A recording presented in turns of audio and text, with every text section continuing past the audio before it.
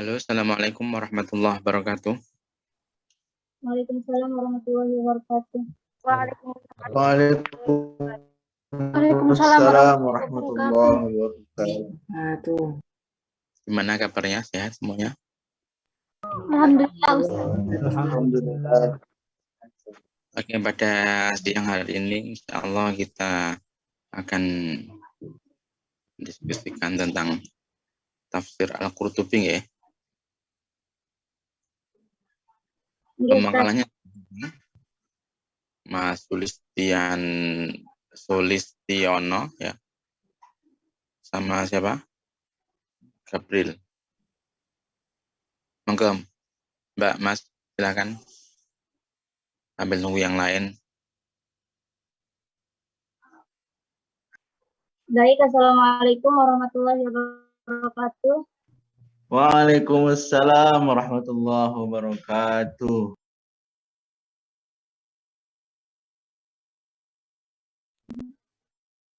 Baik, langsung saja kita mulai diskusi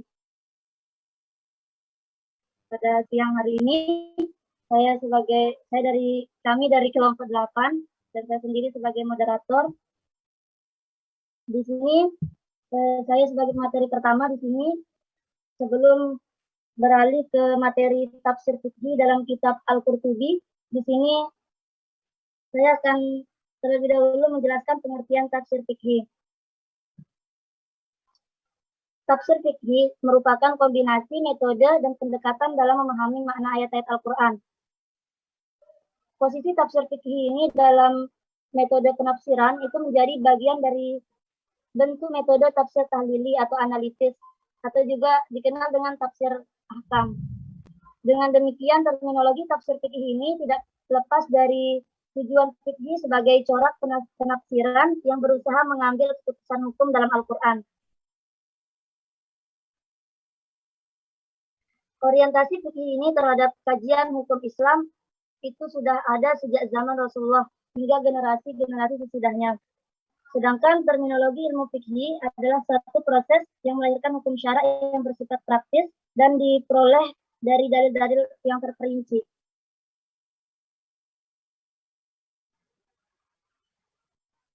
Al-Quran sebagai sumber utama hukum Islam memunculkan dorongan untuk melakukan proses penafsiran. Sedangkan perkembangan fikih hingga munculnya berbagai macam mazhab yang berbeda-beda itu merupakan cerminan perbedaan pemahaman atau bahkan penafsiran terhadap ayat-ayat hukum Al-Quran yang berbeda pula.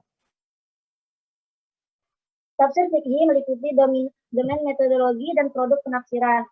Secara epistemologis, tafsir fikih sebagai corak penafsiran selain dalil-dalil dari nas Al-Quran dan hadis. Lanjutkan, tafsir fikih ini meliputi domain metodologi dan produk penafsiran. Secara epistemologis, tafsir fikih ini sebagai corak penafsiran selain dalil-dalil dari nas Al-Quran dan hadis. Ijtihad juga dijadikan rujukan penafsiran. Mengingat bahwa objek hukum yang sangat luas dan banyak munculnya persoalan-persoalan yang baru terkait kehidupan manusia, dalam hal ini eksistensi tafsir fikih dibutuhkan secara praktis menjadi sebuah model pendekatan untuk menggali hukum dalam Al-Quran. Sedangkan aspek metodologis tafsir fikih ini tidak lepas dari kaidah-kaidah tafsir. Hanya saja pada perkembangannya, produk tafsir fikih ini juga mengikut sertakan pandangan mazhab fikih dalam proses penafsirannya. Baik, selanjutnya itu materi tentang tafsir fikih dalam kitab Al-Qurtubi. Beliau lahir di kalangan keluarga petani di Cordova, Andalusia pada masa kekuasaan Bani Muwahhidun tahun 580 Hijriah. Kemudian di sanalah beliau mempelajari bahasa Arab dan syair. Selain mempelajari bahasa Arab dan syair, beliau juga mempelajari tentang Al-Quran. Di sana pula beliau itu memperoleh pengetahuan yang luas dalam bidang fikih, nahwu dan qiraat. Sebagaimana beliau juga mempelajari ilmu balaghah, ilmu ulumul Quran dan juga ilmu-ilmu lainnya. Setelah itu beliau pergi ke Mesir dan menetap di sana. Beliau meninggal dunia di Mesir pada malam Senin, tepatnya pada tanggal 9 Syawal tahun 671 Hijriah. Makamnya berada di Elmenia, di timurnya Sungai Nil, dan sering diziarahi banyak orang. Sehingga pada tahun 1971 Masehi, di sana dibangun sebuah masjid, sekaligus diabadikan untuk mengabadikan namanya beliau. Sehingga masjid itu diberikan nama Masjid Al-Qurtubi. Beliau merupakan salah seorang hamba Allah yang sangat soleh dan ulama yang sudah mencapai tingkatan marifatullah. Beliau sangat zuhud terhadap kehidupan dunia. Bahkan dirinya selalu disibukkan, bahkan beliau itu selalu sibuk dengan urusan-urusan akhirat. Sehingga usianya beliau itu hanya dihabiskan untuk beribadah kepada Allah dan menyusun kitab. Kemudian sosok Imam Al-Qurtubi ini juga Syekh Az-Zahabi itu menjelaskan bahwa beliau adalah seorang imam yang memiliki ilmu yang sangat luas dan mendalam. Beliau memiliki sejumlah karya yang sangat bermanfaat dan menunjukkan betapa luasnya pengetahuannya dan sempurna kepandaiannya. Next. Selanjutnya yaitu materi mengenai corak penafsiran.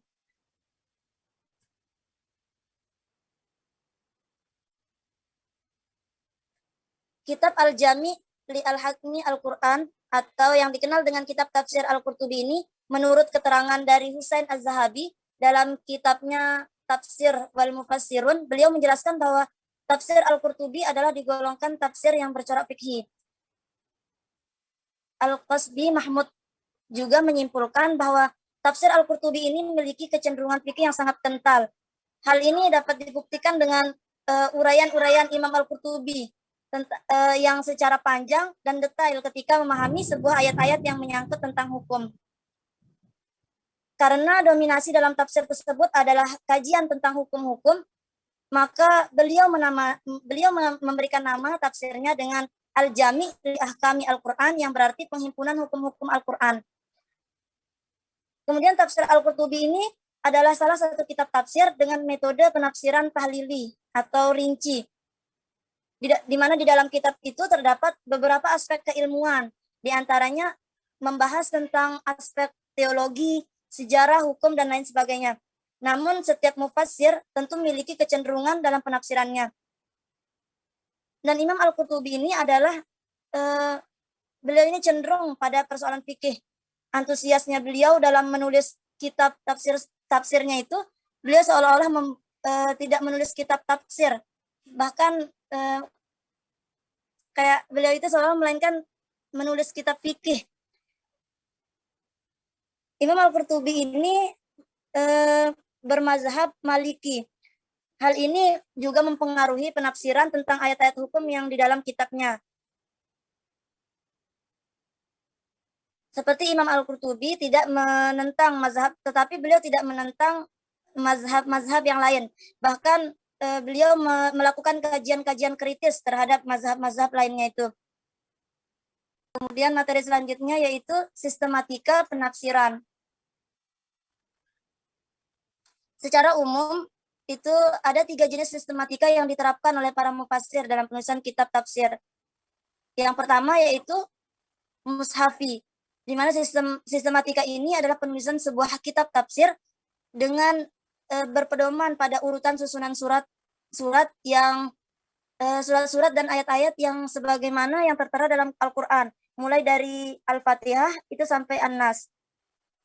Yang kedua yaitu nuzuli, di mana sistematika nuzuli ini penulisan kitab tafsir dengan berpedoman pada kronologi atau asbabun nuzul ayat-ayat Al-Quran. Karena proses turunnya ayat Al-Quran juga merupakan pokok penting yang mendorong untuk mudah memahami kandungan suatu ayat. Kemudian yang ketiga yaitu sistematika maudu'i, yaitu menafsirkan Al-Quran dengan berdasarkan topik-topik tertentu dengan cara mengumpulkan ayat-ayat yang relevan dengan topik tertentu, kemudian memberi penafsirannya. Dari surat Al-Fatihah sampai An-Nas dengan urutan surat dan ayat seperti apa yang ada di dalam mushaf. Imam Al-Qurtubi dalam muqaddimahnya itu mengawali dengan menjelaskan sekitar keutamaan Al-Quran, dorongan agar senantiasa mempelajari Al-Quran, tata cara kita membaca Al-Quran, dan juga peringatan terhadap siapa saja yang bergelut dalam masalah ke Al-Quran untuk tidak riya. Beliau juga membahas tentang langkah-langkah yang seharusnya ditempuh oleh para penghafal Al-Quran agar sampai pada tujuan yang dimaksud. Tak ketinggalan juga penjelasan sekitar i'rab dan hal-hal yang berkaitan dengannya. Imam Al-Qurtubi dalam setiap penafsirannya itu mula-mulanya menyebutkan nama surat disertai dengan argumen Makkiyah dan Madaniyahnya. Kemudian jika jika terdapat perbedaan pendapat tentang Makkiyah dan Madaniyah, bahwa ia menegaskan bahwa hal itu sebagai ijma, maka ia menegaskan bahwa hal itu sebagai ijma. Kemudian dalam penafsiran surat tertentu, Al-Qurtubi menjelaskan nama lain dari surat tersebut beserta makna dan latar belakang penamaan surat tersebut. Seperti nama Quran surat Al-Fatihah misalnya. Beliau menyebutkan 12 nama lain, yaitu surah Alhamdu, Fatihatul Kitab, Al-Quran, Al-Quran Al-Azim, Asyifa, Ar-Ruqyah, Al-Asas, Al-Wafiyah, dan Al-Kafiyah. Sebelum melangkah pada penafsiran ayat, Imam Al-Qurtubi itu kadang-kadang juga menguraikan riwayat tentang keutamaan dan faedah membaca surat tertentu. Mungkin itu saja penyampaian materi dari saya. Selanjutkan untuk materi kedua yang akan disampaikan oleh teman kita, Gabriela Lubaba. Silakan. Bismillahirrahmanirrahim.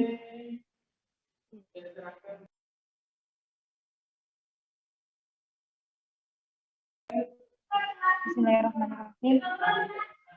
Di sini saya akan menjelaskan tentang profil kitab Qawaidul Bayan.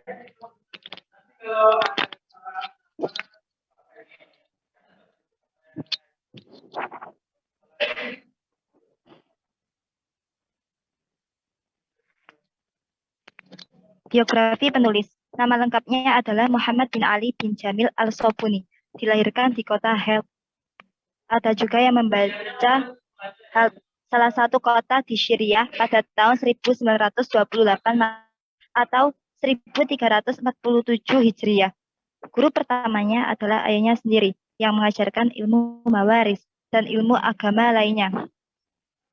Setelah menamatkan pendidikan dasar, Ali Al-Sobuni melanjutkan pendidikan formalnya di Madrasah Al-Tijariyah yang merupakan sekolah milik pemerintah hanya 1 tahun. Kemudian dia melanjutkan pendidikan ke Khosrawiyah yang berada di Aleppo hingga selesai pada tahun 1949. Ali Al-Sobuni tidak hanya belajar ilmu agama, tetapi juga mata pelajaran umum. Ali Al-Sobuni melanjutkan pendidikan ke Fakultas Syariah Universitas Al-Azhar dengan menyabet beasiswa dari Departemen Wakaf Suriah. Pendidikan diselesaikan pada tahun 1952. Merasa tidak cukup dengan ilmu yang dimilikinya, Ali Al-Sobuni melanjutkan lagi pendidikannya di universitas yang sama pada tahun 1954. Kemudian meraih gelar magister pada konsentrasi peradilan syariah atau perundang-undangan Islam. Setelah menyelesaikan kuliahnya di Mesir, Ali Al-Sobuni kembali ke kota kelahirannya. Ia mulai berprofesi sebagai seorang guru dan mengajar di sekolah-sekolah menengah atas yang ada di Aleppo. Profesi ini ia tekuni selama 8 tahun, dari tahun 1955 sampai 1963. Kemudian ia mendapatkan tawaran untuk mengajar di Fakultas Syariah Universitas Ummul Qura Mekah dan Fakultas Pendidikan Islam Universitas King Abdul Aziz Jeddah. Selama 28 tahun mengajar di sana. Banyak prestasi yang dia peroleh oleh karena prestasi akademik dan kemampuan menulis. Dia ditunjuk untuk memimpin Fakultas Syariah. Mengenai para murid, Ali Al-Sobuni diantaranya adalah Dr. Solih bin Hamid, Dr. Ahmad Al-Hamid, Dr. Rashid Al-Raji, Dr. Usama Al-Khayyat, Syekh Sayyid Ahmad Muhammad Alawi Al-Maliki, Al-Makki, Ahmad Muhammad Ali Al-Sobuni, dan Isam Sahada.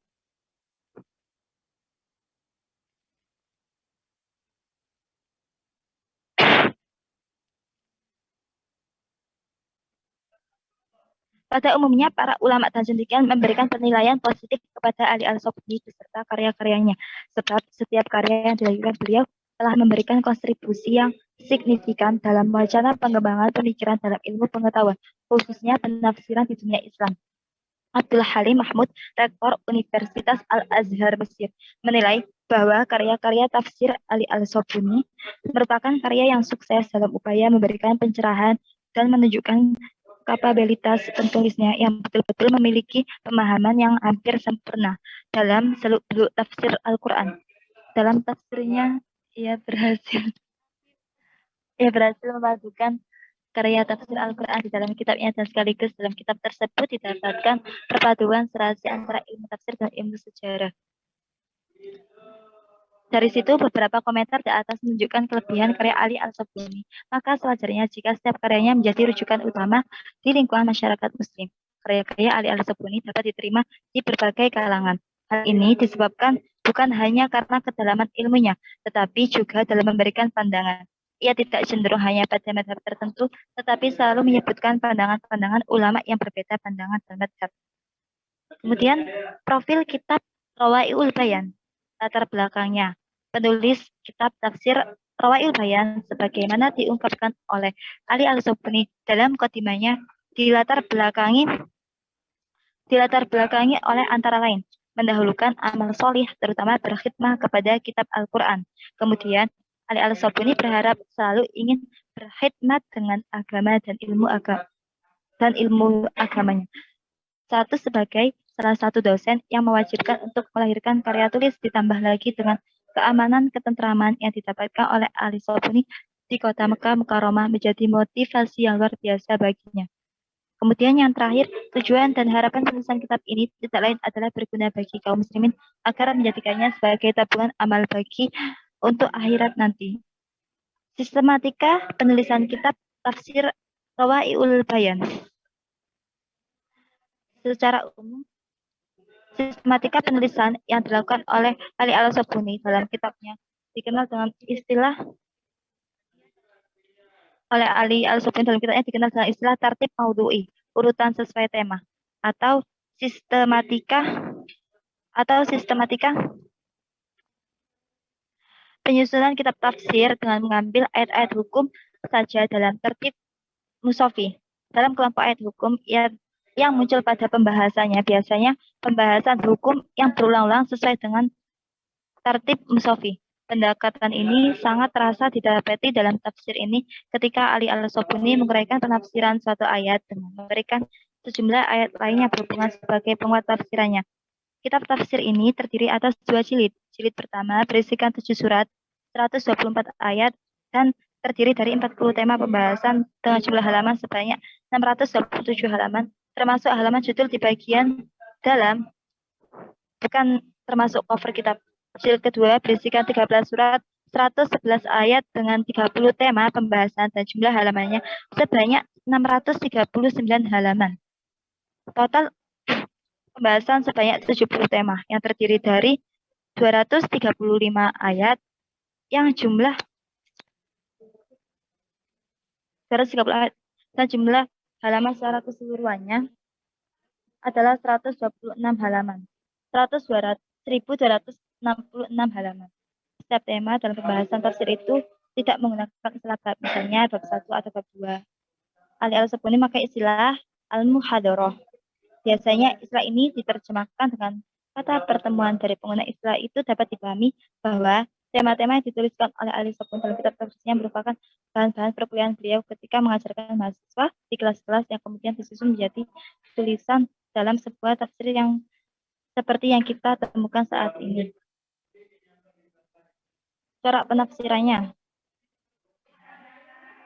Corak penafsiran yang pertama, penafsiran lafaz atau at-tahlilul lafzi, menjelaskan lafaz-lafaz yang dianggap penting dalam ayat ahkam dengan tujuan memudahkan pembaca memahami tema yang dimaksud dan ayat secara keseluruhan. Mula-mula Ali Al-Sobuni menjelaskan asal kata dari suatu lafaz dengan memperlihatkan model perubahan lafaz sorof, kemudian menjelaskan maknanya. untuk menjelaskan masalah perubahan ini. Al-Asuni menukilkan kamus bahasa Arab seperti Lisan Al-Arabi, Al-Muhit, Tadhib, Al-Lughah, Taj Al-Arsi. Kitab tafsir yang membahas lafaz yang sering dikutipnya adalah Ruh Al-Ma'ani yang ditulis oleh Al-Alusi. Kemudian yang kedua, penafsiran makna global, Al-Ma'na Al-Ijmali. Metode ini dimaksudkan untuk pembahasan ringkas suatu ayat. Al-Sabuni biasanya hanya membahas tahapan ini pada awal surat saja. Itu pun kadang-kadang hanya 1 atau 2 paragraf. Kemudian yang ketiga, sebab-sebab turun ayat, asbabun nuzul. Sebab-sebab turun ayat yang dimaksud adalah sebab-sebab atau latar belakang diturunkan suatu ayat. Sumbernya bisa saja dari hadis Rasulullah atau asar para sahabat. Kemudian yang keempat, penafsiran dari aspek qiraat, wujuhil qiraat, pembahasan tentang aspek qiraat. Al-Sabuni menekankan pada aspek kebahasaan, terutama aspek harokat atau tasrif al-kalimat. Beliau menukilkan beberapa pendapat para ahli qiraat terhadap masalah terkait, sehingga ayat hukum yang ditafsirkannya menjadi menarik dan mendalam kajiannya. Kemudian yang kelima, penafsiran dari aspek i'rab, wujuhil i'rab. Penafsiran jenis ini dilakukan dengan pendekatan ilmu nahwu atau gramatikal Arab. Untuk menjelaskan lebih jauh tentang aspek i'rab ini, dapat dijelaskan bahwa Al-Sabuni tidak semua kalimat atau kata dalam satu ayat ahkam dijelaskan kedudukan i'rabnya. Beliau hanya mengambil beberapa potongan kosakata kalimat yang berkaitan dengan tema ayat. Kemudian yang keenam, korelasi ayat yang dibahas dengan ayat sebelum dan sesudahnya. Metode ini dimaksudkan untuk menjelaskan keterkaitan ayat yang dibahas dengan beberapa ayat yang lain. Metode ini digunakan oleh Al-Sabuni secara konsisten, hanya dalam beberapa muhadarah saja. Barangkali metode ini sebagai pelengkap dalam proses penjelasan ayat-ayat yang ditafsirkan oleh Al-Sabuni. Kemudian yang ketujuh, penafsiran dari aspek kehalusan tafsir atau ifut tafsiri. Tahapan ini pembahasannya termasuk salah satu yang cukup panjang dalam membahasnya. Selain menuliskan pemikiran secara mandiri, Al-Sabuni juga mengambil hadis-hadis dan asar sahabat. Di sini juga Al-Sabuni menjelaskan tentang rahasia-rahasia sebuah tafsir yang berkaitan dengan ayat yang sedang dibahasnya. Kemudian yang ke-8, penafsiran dari aspek hukum syar'i, al-ahkamu syar'iyyah. Tahapan analisis ini Al-Sabuni memberikan penjelasan tentang kandungan hukum dari sebuah ayat, dan beliau mengutip beberapa pendapat ulama fikih terkait dengan kandungan hukum tersebut. Kemudian yang ke-9, penafsiran dengan menjelaskan petunjuk dan kandungan ayat. Matarsyidul ilaihi ayatul karimah. Pada bagian ini Al-Sabuni sebatas menjelaskan suatu kesimpulan dan petunjuk hukum dari suatu ayat yang dibahas. Kemudian yang terakhir, penafsiran ditutup dengan hikmah hikmatut tasyri'. Bagian akhir dalam menafsirkan ayat-ayat hukum. Al-Sabuni menutupnya dengan kalimat khotimat al-bas, yaitu penjelasan terakhir dari seluruh cara yang dilakukannya. Metode ini dalam pembahasannya cukup panjang dengan menggunakan beberapa paragraf. Hal ini yang paling utama adalah merupakan pandangan Al-Sabuni dalam menjelaskannya. Sekian dari saya, mohon maaf apabila terjadi kesalahan. Assalamualaikum warahmatullahi wabarakatuh. Oke, dari sekian penjelasan yang disampaikan oleh pemakalah, yang mau ditanyakan atau mungkin kurang jelas ataupun seperti apa, menanggapi mungkin, monggo. Ini Al-Qurtubi maupun As-Sabuni ini kan termasuk tafsir yang hadir dengan corak fikih tentunya, corak fikih. Nah, ini perbedaan yang paling menonjol kira-kira dari mana atau di mana? Ketika kita pertemukan antara Rawa'il Bayan ya sama Al-Qurtubi dan itu. Oke. Enggak. Gimana? Perbedaan yang paling menonjol, paling kelihatan. Gimana, Mbak? Perbedaan yang paling kelihatan antara Rawa'il Bayan, pengaruh mazhab Ustaz. Pengaruh mazhab mungkin Ustaz. Pengaruh mazhab. Kalau pengaruh mazhab berarti kan dari mu'alifnya. Kalau Al-Qurtubi tadi mazhabnya Maliki ya. Iya Ustaz. Kalau As-Sabuni,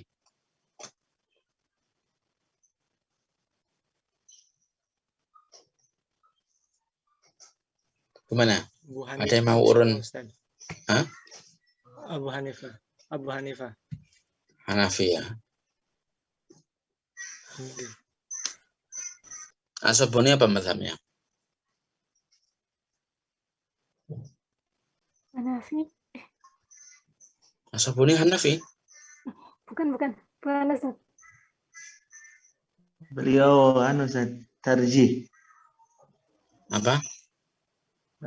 Mazhab at-tarjih. Siapa? As-Sabuni. Tarjih maksudnya apa? Mengambil pendapat yang paling rajih dari 4 mazhab. Ya. Dan lebih dekat ke Hambali, sedikit lebih dekat. Hambali sama Maliki ya. Qurtubi itu Maliki, Qurtubi insyaallah. Maliki. Nah, Ustaz.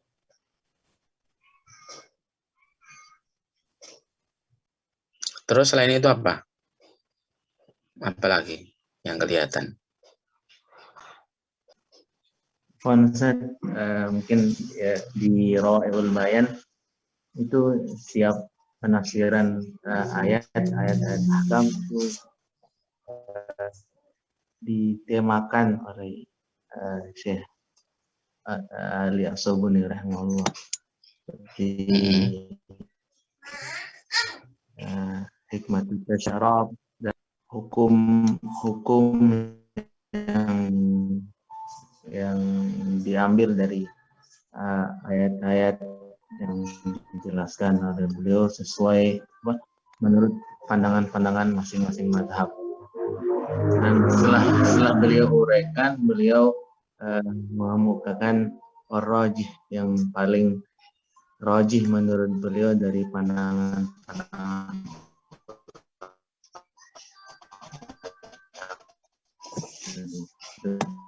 seperti itu yang dijamin di ahkamul Quran.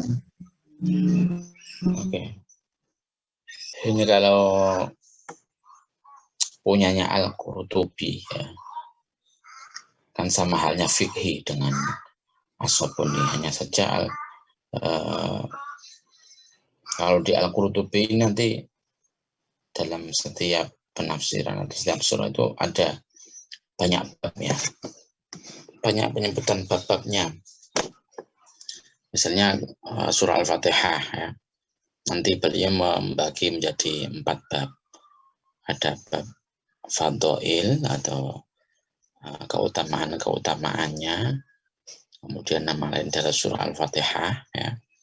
Ada bab turunnya dan hukum-hukum yang terkandung di dalamnya. Ada bab ta'min ya, membaca amin. Ada juga bab tentang qiraat dan i'rab. Nah, dari masing-masing bab tersebut nanti ada permasalahan-permasalahan yang akan dibahas. Kalau Al-Qurtubi As-Sabuni lebih sederhana lagi, tidak sebagaimana ya sama-sama tahlil, hanya saja Al-Qurtubi lebih banyak yang dibahas. Kemudian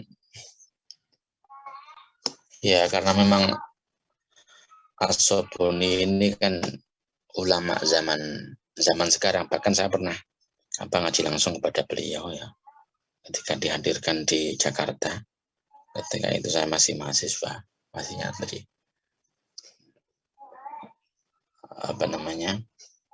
langsung bisa salaman gitu, dan mengijazah. Biasanya kalau kunjungan ke Jakarta sambil mengijazahkan beberapa kitab-kitab karyanya.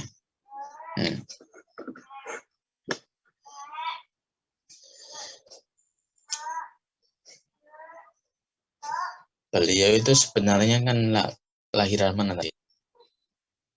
Salah satu dari menganggapnya sebagai korban dari keotoriterannya Presiden Suriah yang sebelum ini. Yang sebelum ini siapa? Yang kemarin-kemarin itu siapa? Presiden Bashar Suriahnya. Bashar. Sebelumnya itu siapa? Sebelumnya. Sebelum Bashar Assad itu. Nah, beliau itu termasuk salah satu dari orang yang diusir, yang diusir oleh presidennya ketika itu. Kemudian akhirnya kan hijrah ke mana? Ke Mekah kan.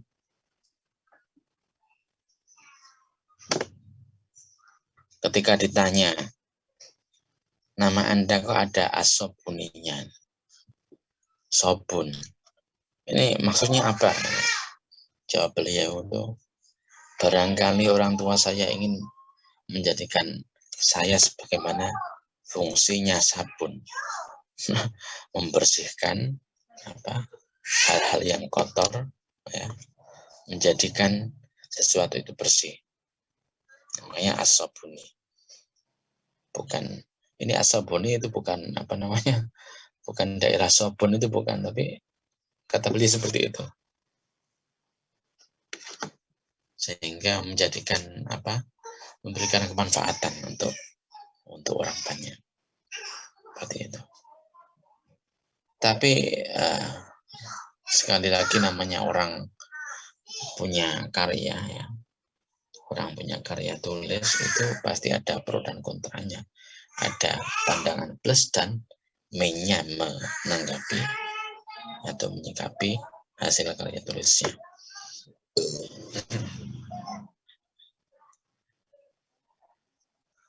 Ini as-sabuni ini lebih banyak dipakai di kalangan-kalangan akademisi.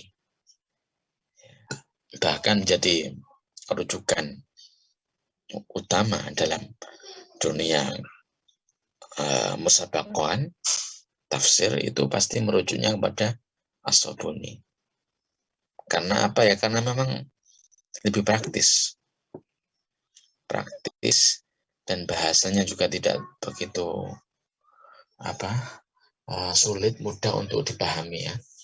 Mudah untuk dipahami, tidak begitu sulit, dan ya meskipun tahlili, ya, tapi mungkin kan bisa juga dikatakan sebagai ijmali, ya, karena praktisnya itu. Ini saya megang juz 2. Di setiap pembahasan itu tertata rapi.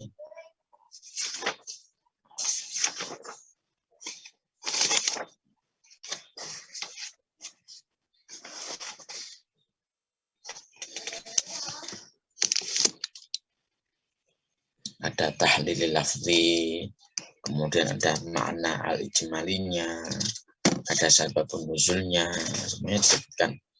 Ada lataifu tafsirnya. Lataifu tafsir itu intisari dari tafsir. Lataif, kelembutan tafsir. Kemudian ada al-ahkamut syar'iyahnya, hukum-hukum yang terkandung, hukum-hukum syara' yang terkandung dalam ayat tersebut, ya. Kemudian juga ada ma tursidu ilaihi al-ayatul karimah. Dalam setiap ayat yang terakhir nanti ada ma tursidu ilaihi al-ayatul karimah. Maksudnya adalah apa-apa yang bisa diambil, ya, sebagai pelajaran dari ayat-ayat tersebut. Nah, sehingga ini kan praktis. Pendapat pertama, pendapat kedua, ini semua disampaikan. Makanya lebih senang untuk digunakan sebagai rujukan utama atau sebagai mata kuliah bahkan di berbagai perguruan tinggi Islam maupun yang bukan Islam. Meskipun di satu sisi memang sangat bagus sekali, tapi kadang orang juga sembarangan mengomentari itu, menganggap atau menilai bahwa tafsir Wa'il Bayan As-Sabuni ini hanya kutipan-kutipan dari para mufassir sebelumnya. Ya memang apa yang disebutkan oleh As-Sabuni memang ya tidak terlepas dari pendapat-pendapat ulama sebelumnya, memang ulama-ulama zaman sekarang. Ya, katakan ada seorang mufassir katakan itu pasti pendapatnya kan juga mengutip pada pendapat-pendapat sebelumnya. Ini pasti. Bahkan namanya orang doktor, kata dosen saya, salah satu dosen saya di Jakarta itu, bedanya dokter dengan yang belum dokter itu hanya satu, semakin pandai mengutip. Dokter itu semakin pandai mengutip. Nah, sama dengan kita, hanya pintar mengutip. Dari kutipan-kutipan itu jadilah disertasi, jadilah karya tulis dan sebagainya. Nah, padahal hanya mengutip saja. Tapi ngutipnya kan nggak sembarangan. Kalau ngutip apa adanya, kemudian itu dikatakan sebagai hasil karya saya, misalnya, itu kan yang boleh plagiasi. Tapi yang mengutipnya mengutip secara ilmiah tentunya. Kemudian perlu diketahui juga ya, namanya tafsiru ayatil ahkam dalam Quran. Ini berarti tidak kesemuanya ayat yang ada di dalam Al-Quran itu ditafsirkan. Hanya sekiranya ayat-ayat yang di dalamnya mengandung hukum. Karena namanya tafsir ahkam. Ya. Jadi sekali lagi bukan kesemuanya itu ditafsirkan. Tidak. Ini ayat-ayat yang mengandung ada hukum, mengandung hukum di dalamnya.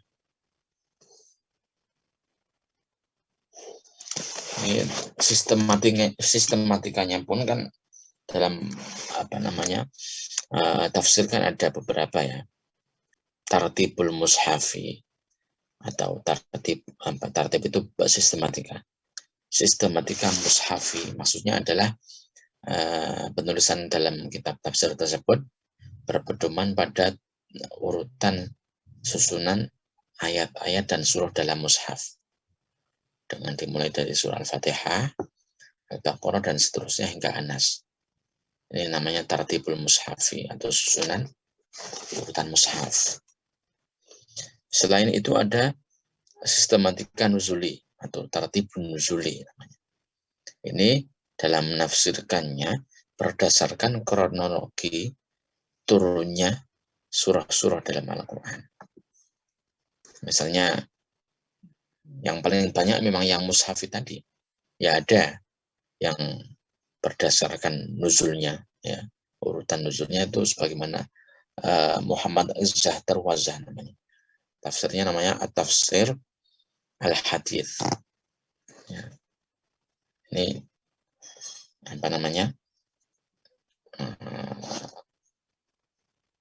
tartibnya tartib nuzuli.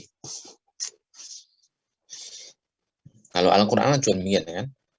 Al-Masahif Al-Utsmaniyah itu kan urutannya, tartibul surahnya itu tartibul mushafi, urutan mushaf. Bukan tartibun nuzul.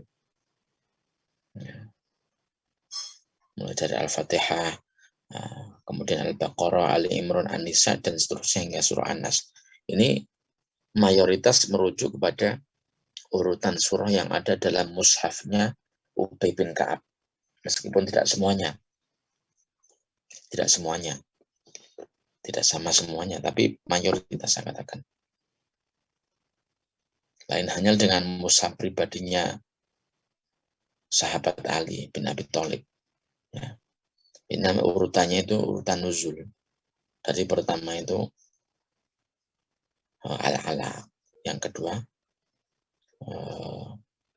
Al-Mudaththir, kemudian Al-Muzammil, Al-Fatihah, dan sebagainya. Urutannya urutan nuzul dalam mushaf pribadinya. Ya memang ada yang mengatakan ijtihadi, ya.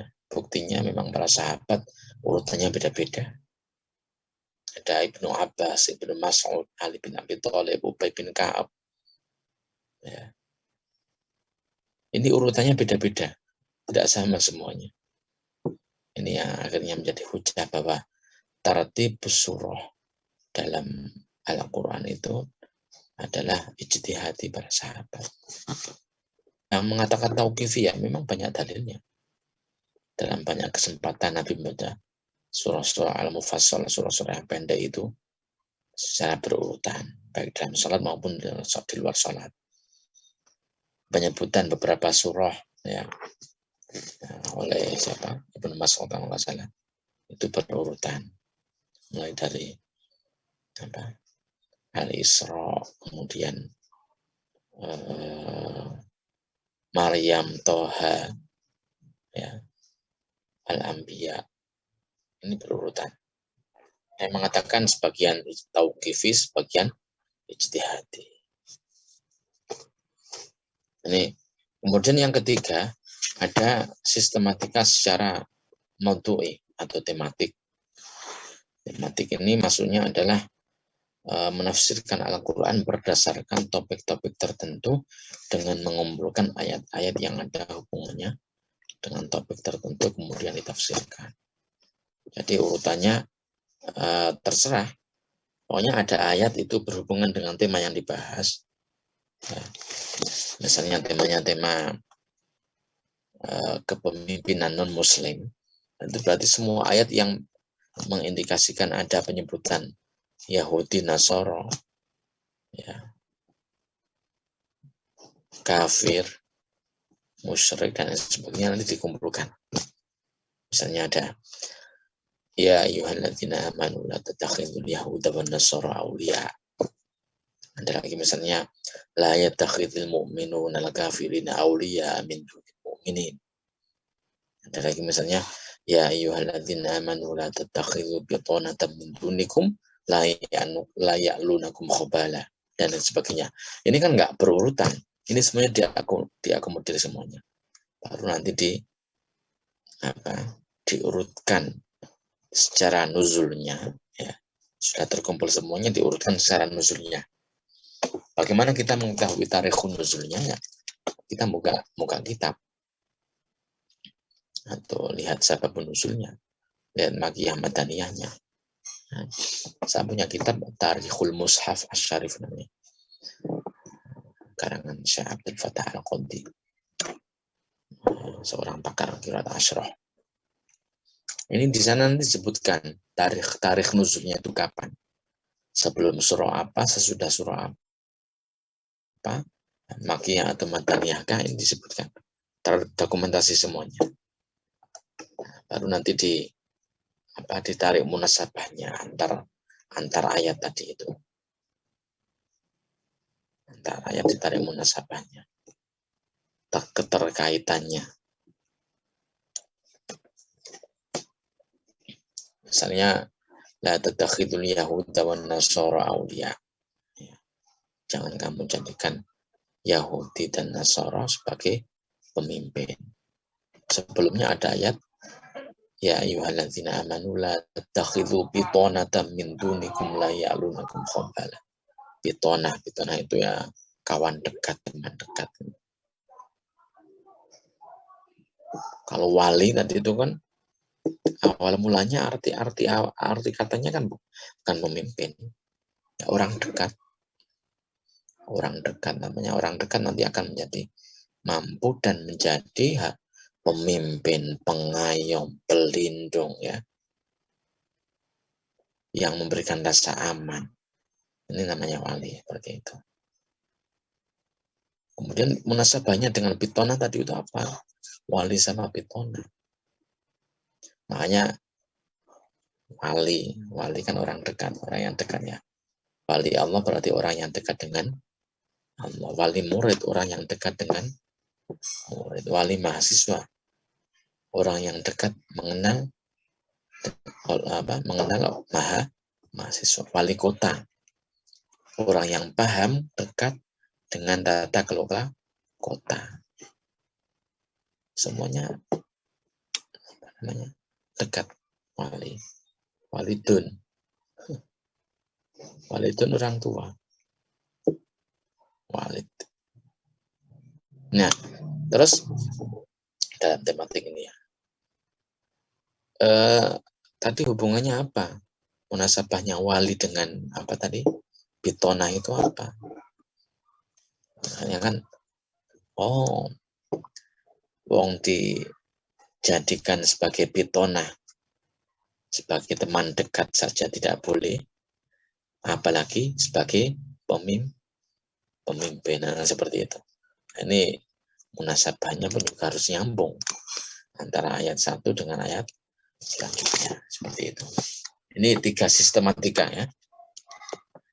Nah, untuk yang digunakan oleh Al-Qurtubi ini ya mushafi sama sebagaimana As-Sabuni. Nah, ini salah satu yang bisa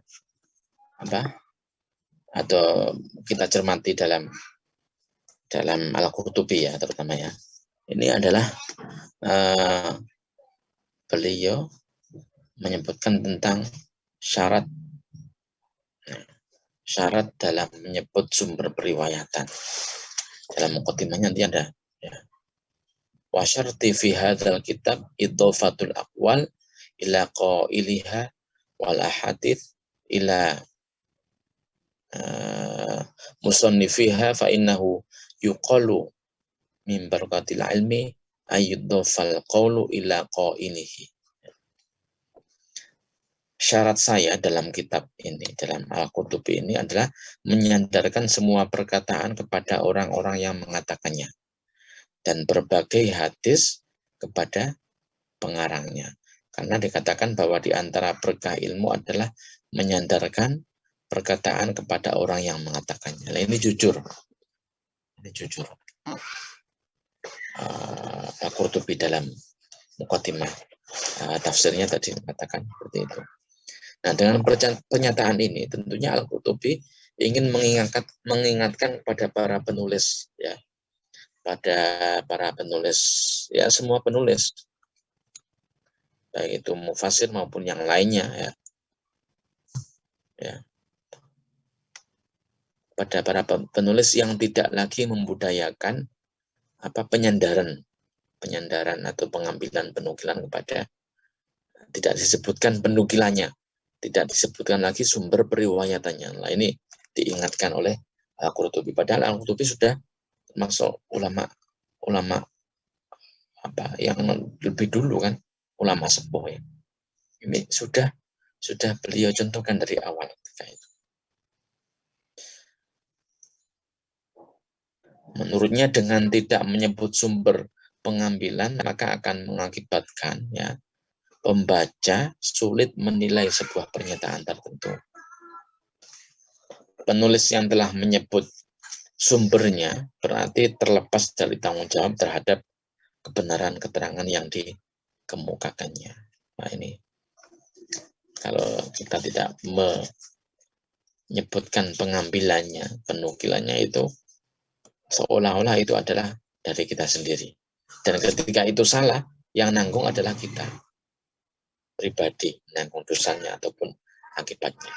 Tapi ketika kita menyebutkan ya, penukilannya, itu tentunya kita sudah terlepas dari tanggung jawab terhadap apa yang disampaikan tadi itu. Seperti itu. Ini sudah dicontohkan oleh Al-Qurtubi. Al-Qurtubi ini termasuk mazhabnya Maliki, bukan Hanafi. Cordova, Andalus, Spanyol. Meskipun Maliki tapi tidak terlalu fanatik ya. Tidak fanatik terhadap madhabnya, lebih dalam menafsirkan Al-Quran. Ini madhabnya tidak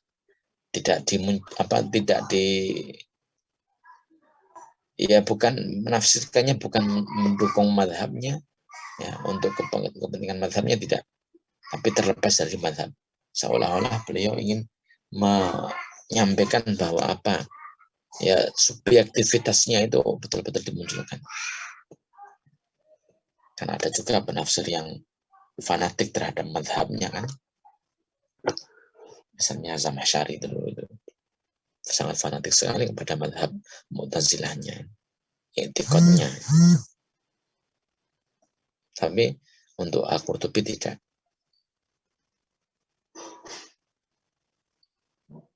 Itu yang bisa saya tambahkan pada kesempatan siang hari ini.